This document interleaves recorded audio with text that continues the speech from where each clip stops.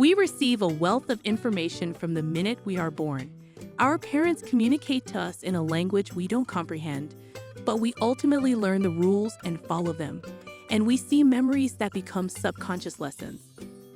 As we grow older, language becomes a means of communicating with those around us.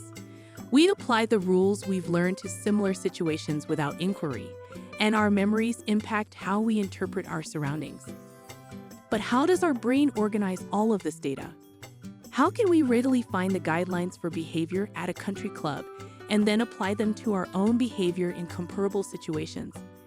We will use Schema Theory to get the answer. This video is all about Schema Theory, how it helps our minds function, and how something called schema changes the way we perceive the world. The more you understand about this concept known as a schema, the easier it will be to understand your mind and make sound decisions in your surroundings. Hey everyone, it's Knowle, your gateway to understanding human behavior and emotions. Join us for fascinating insights. Hit subscribe for a part of our journey through the exciting field of psychology. So first and foremost, what are schemas? It's not the easiest topic to understand without a metaphor, so imagine your mind as a filing cabinet. That filing cabinet contains everything you've ever studied, experienced, or witnessed. Every piece of information represents a schema. A schema is a framework that we can apply anytime we encounter new information and try to make sense of it. Consider a schema to be a collection of small index cards that each represent an idea.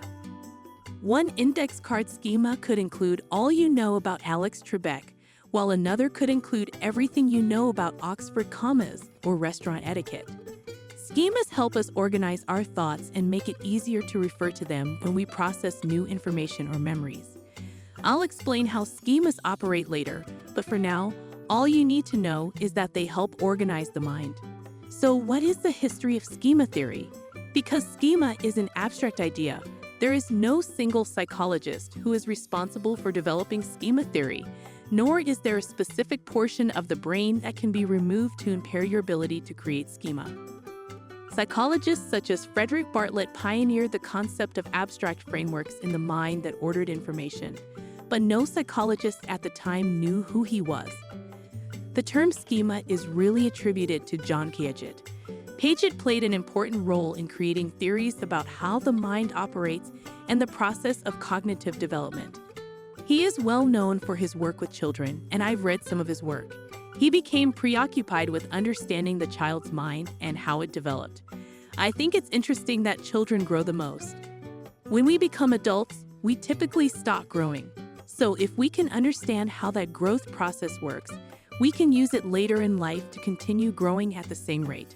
Piaget studied how children create schemas and use them as building blocks. What begins as extremely simple schemas gradually becomes more complicated and begins to explain a broader set of concepts in the universe. Schemas are similar to the initial assumptions you have about life. For example, when a child attends their first birthday party, they may not have a good understanding of what happens. And via their experience at the party, as well as listening to their parents explain what is going on, they begin to form a schema, notion, or belief about what a birthday party is. Birthday parties are now classified as script schemas, or schemas that come with scripts. Other examples of script schema include ordering at a restaurant, behaving at a sporting event, or going through a breakup. There are numerous sorts of schema, including object schema, information about things, social schema, knowledge about groups of people, person schema, particular information on a single person, and role schema, information about how to behave. It's similar to wearing a mask in different contexts and having trait schema, which is information about what a specific characteristic signifies.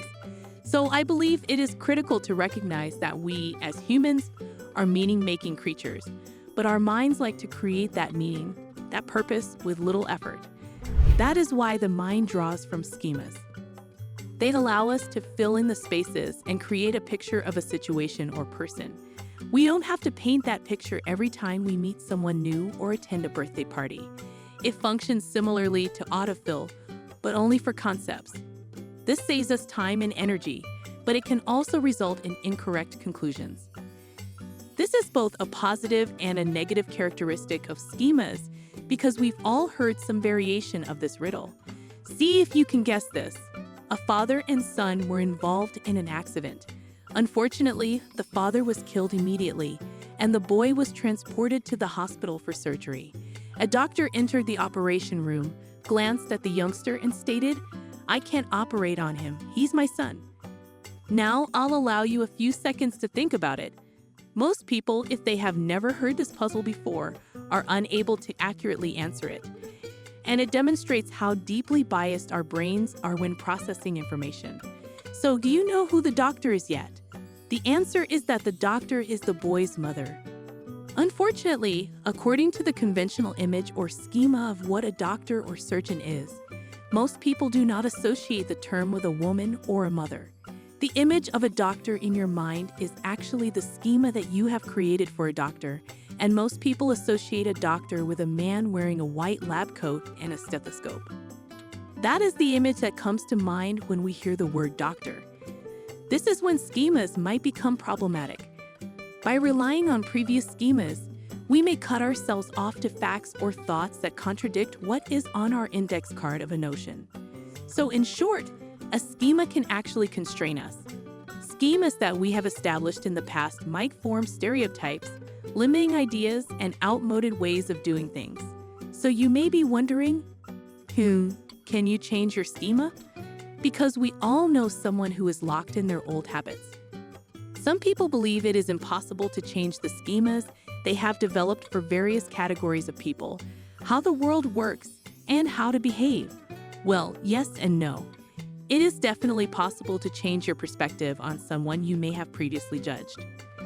As you gain more experience and learn more about the world, your schema may begin to shift, and you may have a more open mind about the people you meet and the locations you visit. However, there is one caveat. You must be open to change. Finally, while you can adjust your schema, initial impressions tend to remain around. I hope you enjoyed this video on schemas, and I encourage you to watch the rest of my social psychology series to have a thorough understanding of how the human brain interacts with others. I hope you found value in this video and learned something new, and I look forward to seeing you in our future videos. I would deeply value it if you could like this video and subscribe to our channel. Your support will help us to create more valuable content. What are the key takeaways from this video that you can share in the comment section?